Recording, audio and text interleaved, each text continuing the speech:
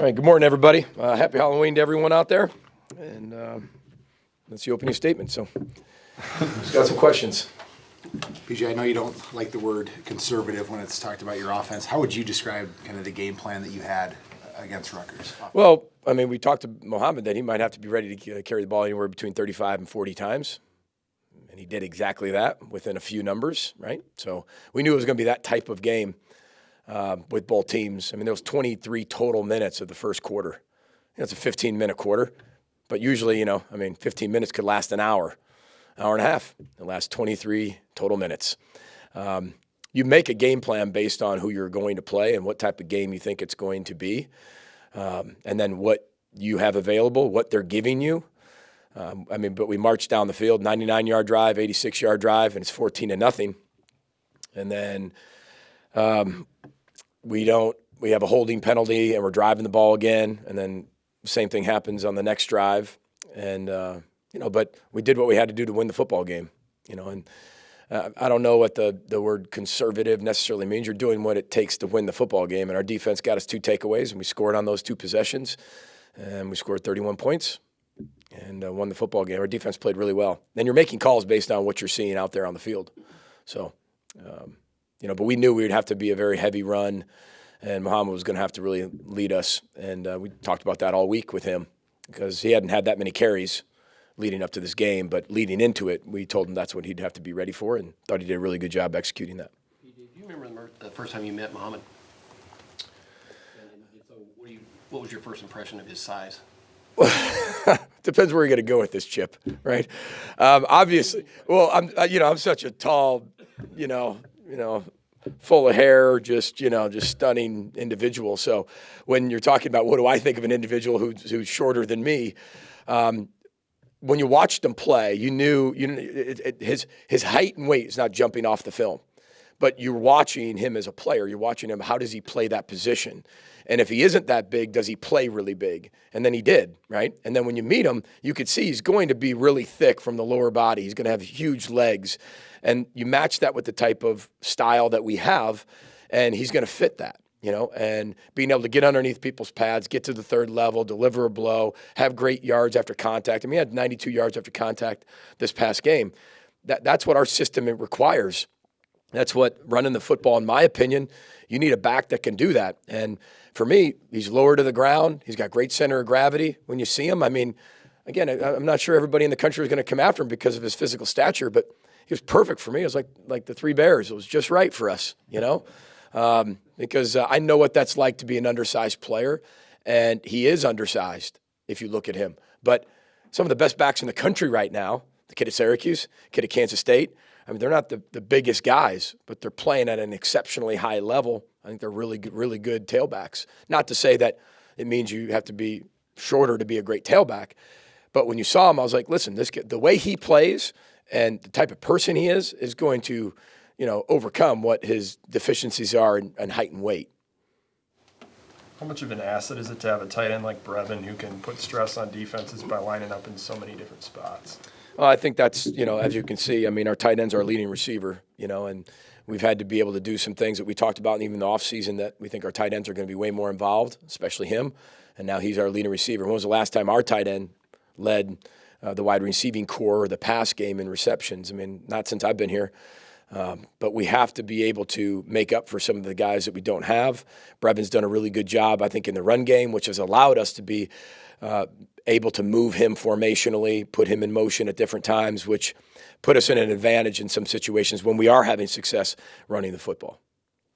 When it comes to the play of Tyler Nubin, what have you been most impressed by this season? Well, there's nothing surprising about what he does, but impressed is just how much he applies the things he learns from the week. He applies the coaching techniques, the philosophy, why we're actually running the things we're running on defense, and him executing them to exactly how they need to be executed. He just plays the game with such passion, so much energy. He loves the game. He's a very loose guy when you're around him in terms of personality. He doesn't take things too serious, and that makes him a really good football player because he has incredible confidence. He understands the scheme. He understands how he fits within the scheme. And again, when you have guys who love the game, and whether it's going well or not, they love playing in the game, and they can overcome their failings. They can persevere through the tough times, and they also can really enjoy the times when it's going well, but not get too high. That's when you got really, really good team and really good players, and Tyler is that leader for us on the defensive side of the ball for sure. As you look towards the next week, what stands out to you about Nebraska? Well, we're looking at them right now. That's the hard part, press conference with Monday mornings, but we've looked at them last night. We've seen them when we've game planned other teams. They've got really explosive wide receivers. I'm sure everybody knows that. Quarterback position, there's 3 guys they've played all year and rotated at times. And I'm not sure which ones they're going to play. I'm not sure if Casey's going to play or not, but the 2 behind him. I know Coach Mickey's talked a little bit about Chuba and talked a little bit more towards that side. But we don't know which one they're going to actually play. So they all 3 of them do very similar things. They're very mobile with their feet. They can throw the ball down the field. They've had a ton of explosive plays in the last 2 games, a ton. Most of their explosive plays throughout their entire year have come within the last 2 weeks. And defensively speaking, a lot of guys we played against in the past, I think 44 on their defensive line. So like we played against him forever, the Nelson kid, and they've got a really long athletic secondary. Every time we always play Nebraska, I always look across the 50-yard line. I'm like, man, that's a good-looking football team, man. I mean, they're all above the rim, and it's a credit to what they've done in recruiting and the type of athletes they have. But again, they have a system. They've stuck to that system. We've got some more data in terms of the defensive side. There was a defensive coordinator change, and we have some data with that as well, which helps. But again, we're going into Lincoln, and we know it's going to be another sellout and a hostile environment. What challenge does facing an interim staff present to your team? Well, I think you just have to go based on what the games present themselves as face value, what you see on film, right, and the characteristics that team shows now, right, and the players have been there all year. So you can watch the personnel throughout the entire year, but in terms of schematics, Coach Whipple's still the offensive coordinator running his system. Defensively, you have 4 games of data that you can watch and really study and learn from, and how that differs from the past. But really, you that doesn't change as much. Maybe as some of the situational calls.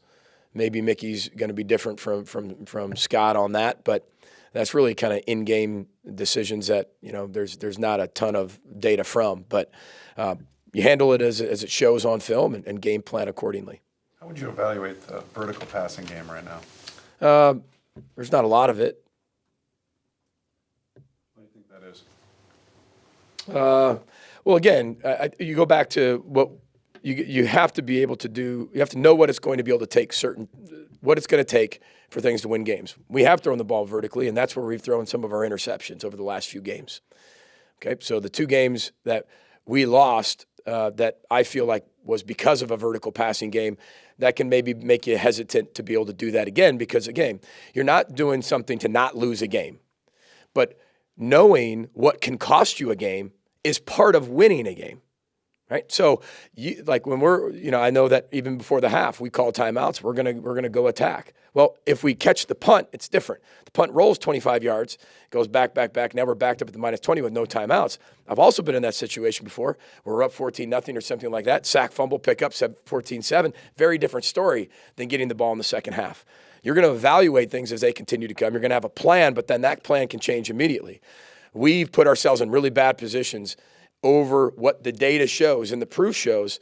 When we have gone down the field vertically, that's when we've actually thrown our most interceptions right now. So we've got to evaluate that. We've got to create it formationally better to be able to do it, put guys in a position where maybe that doesn't happen as much.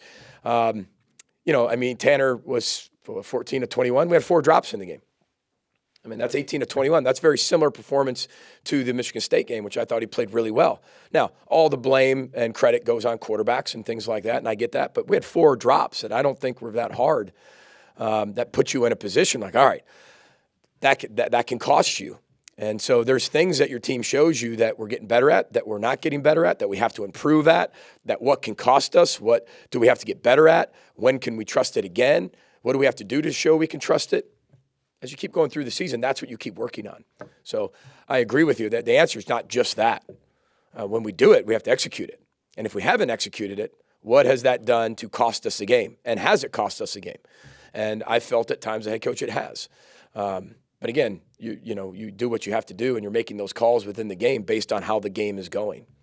That's up to you. You have to see in practice too to feel. Absolutely, 100%. Yep. You know, there's a lot of times we go throughout the week, and there's things like, hey, we really like that on the board. We go out there, and we just don't execute it as well. We throw it out. There's things that we have, like, I'm not sure how good this works. You get really good at it. We're like, all right, we're going to keep it in. Run game, pass game. Same with defensive blitzes, defensive schemes. Hey, we really like this. This could really help. Our guys just don't have a good feel for it. We're going to throw that out. But I think every coach goes through that. Every head coach has to make those decisions. And those are, that's why you have to make those calls, but we won 31-0. That's the point of the game, is to win. How we win, it's going to be very different from week in, week out. And maybe some people won't like that part, but that's okay. We've won really close games that maybe we didn't play very well, and people loved it. But maybe we didn't play so well. We played really good and maybe won by a lot, but some of you didn't like how we won. That's a sign of a program going in the right direction, and people not liking how we win. But for the most part, the people that talk to me, if you win and you win the way that you need to win, and you have a happy locker room, you can approach all those things on Sunday. But we had 10 total possessions. I mean, and you're not going to do things that cost you a game, but we had 2 holding calls that crushed us on drives. And we're moving the football. But going into the game, we knew we were going to have to run the ball a lot. If you can forgive a looking ahead question, I was wondering what you Sure, thought that's about the 2023 schedule that came out last week. Schedule question of 2023. That's all right. It was particularly glaring from a Gophers standpoint. I think most people thought, just as far as the East games you got, and sort of building off that, it could be the last year of the divisions. Don't know. Yeah. What does that matter to you guys moving forward when you're gonna have 16 teams in? And what's Who doesn't know if we even stop at 16 too, right? I mean, nobody really knows. My responsibility is Minnesota go for football, making sure that we're prepared for everything on and off the field, the best we possibly can. Keep developing elite young men on and off the field, holding them accountable for everything we do as young men, and no matter if they're freshmen or seniors, no matter if they've been here a short amount of time, long enough, or a long time, and uphold the standard of what we believe in.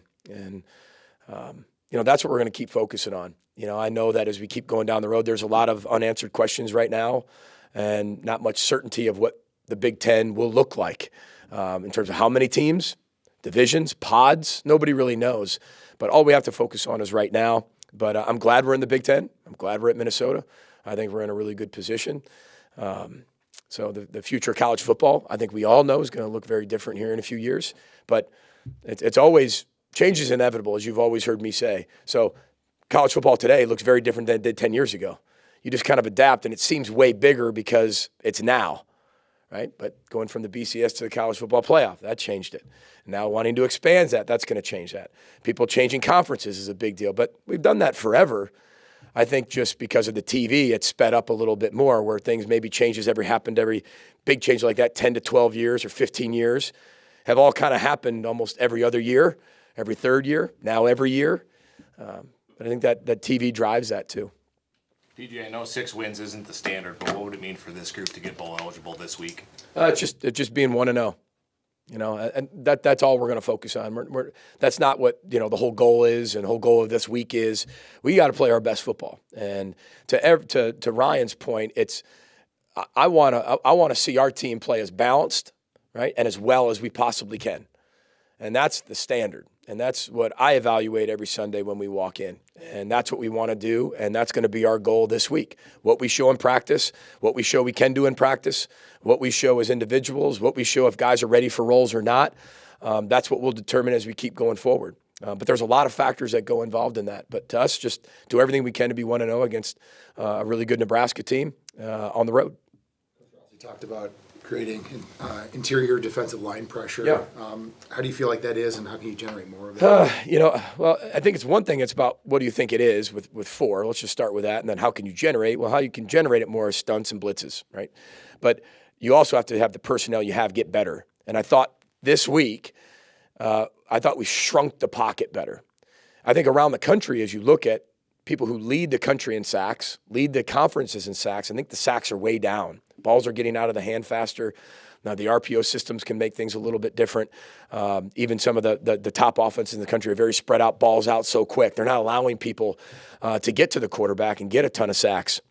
So our whole goal this week was shrinking the pocket from within, in the middle, and the outside. And I thought we did a good job of that. We created some throws that needed to be done earlier than maybe they expected, got some tip passes, I think Ja had a sack and a half.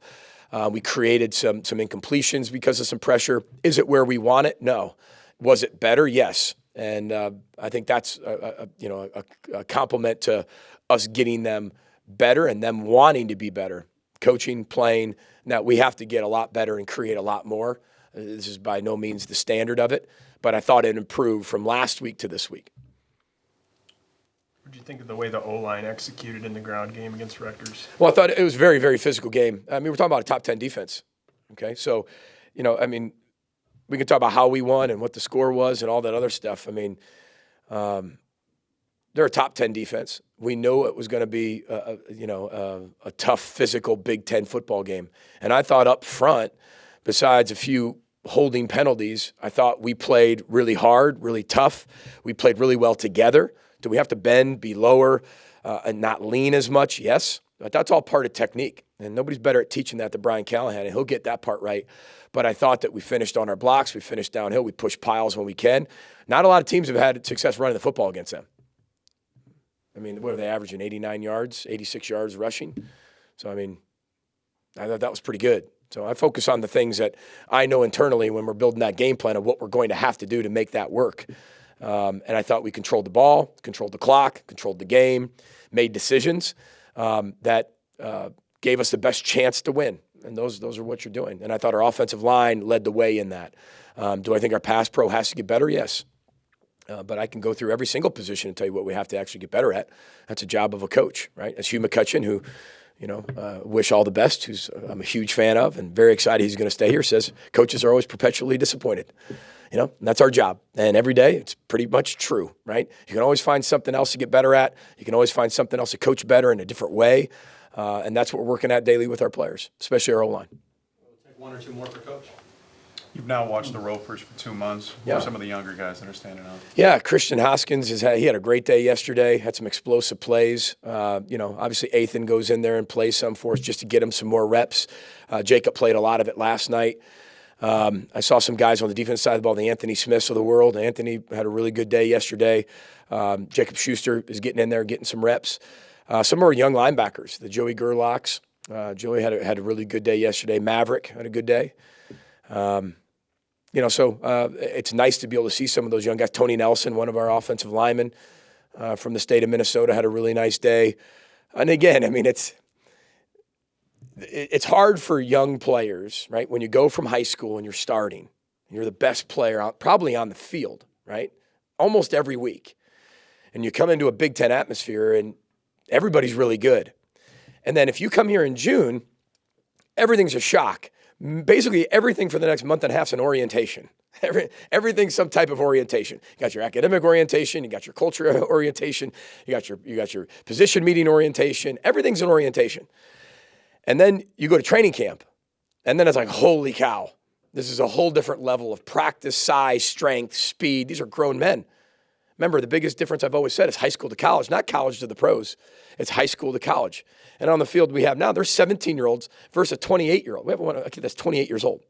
So there's a massive amount of maturity difference. But when they go through training camp, everybody's with everyone, right? Because it's Minnesota versus Minnesota constantly. As you get towards the end of training camp, you got to start game planning. Then all of a sudden you divide into scout teams. And across the country, no matter where I've been, that's the hardest part. Because now all of a sudden, all the things you're doing Minnesota versus Minnesota now go towards opponents. And you still get Minnesota work on your technique, but you're also now on a scout team where now you're giving somebody else's look, somebody else's techniques, somebody else's stunts and blitzes, somebody else's defense, somebody else's offense. And that's hard because you also feel at times, maybe I'm not getting any better. And then you can get discouraged, you can get frustrated. That's why we do Sunday night football, is because one, they get true individual instruction with our coaches. They have, and the difference between people that really are successful and that aren't successful is really the unrequired work. we can be with you 20 hours, but you can do whatever you want on that field, right? I remember as a player and watching the great ones, they would do hours and hours and hours on their own, right? From film study to on the field. But Sunday night football gives us the ability to work with those young players in individual skill instruction, away from the varsity, if that's what you want to call it. They have a team coffee, what we call like a team stretch. But we do a ton of individual with them, and then we go into a scrimmage. And that's their time to show us how much better they're getting, how much they're improving. You put them in a game atmosphere. You know, we got under the lights.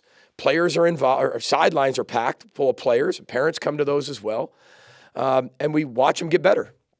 And they're always being evaluated, though, too.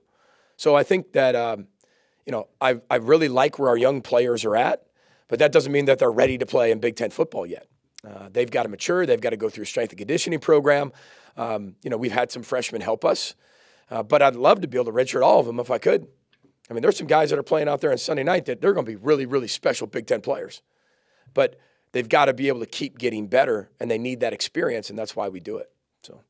I got asked this. I saved this for last. Oh, terrific. Today's Halloween.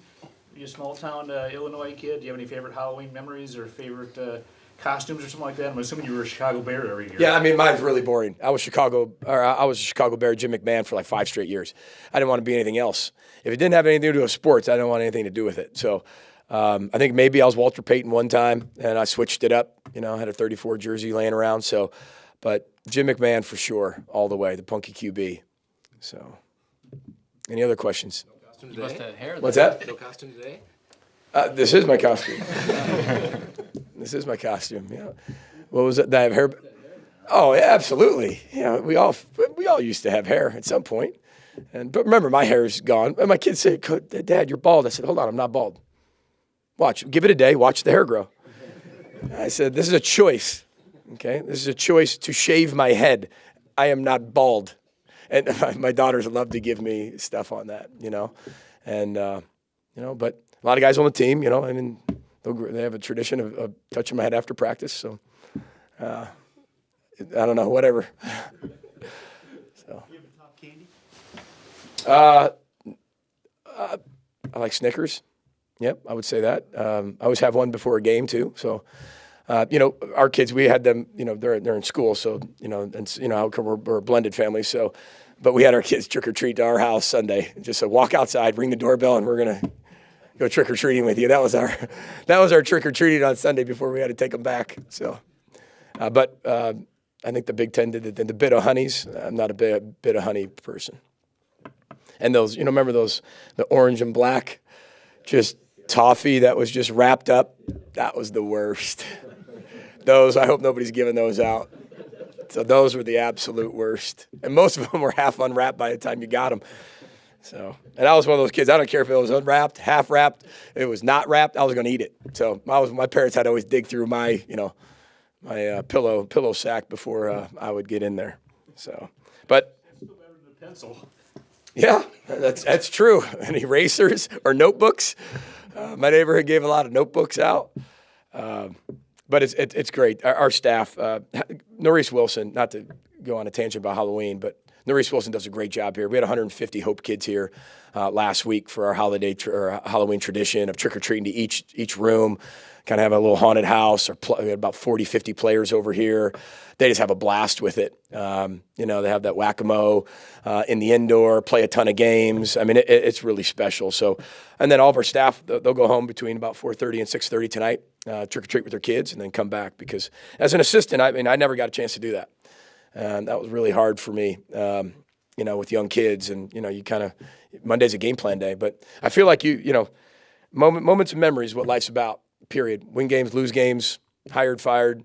You got to be able to have those experiences with your children. And, I won't have that with my own, but that doesn't mean our staff shouldn't have those today. So I know they'll be gone from about 4:30, 6:30, but then they'll come on back. And they always have some great stories when they come back. So I look forward to hearing those. Appreciate it, guys. Row the boat, Sky Go Gophers. Happy Halloween.